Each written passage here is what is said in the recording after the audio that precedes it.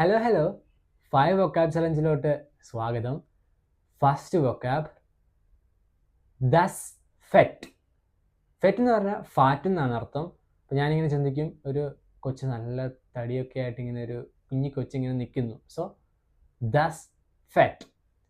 അടുത്ത വൊക്കാബാണ് ഗെസിഷ്ട്. ഗെസിഷ്ട് എന്ന് പറഞ്ഞാൽ ഫേസ് എന്നാണ്.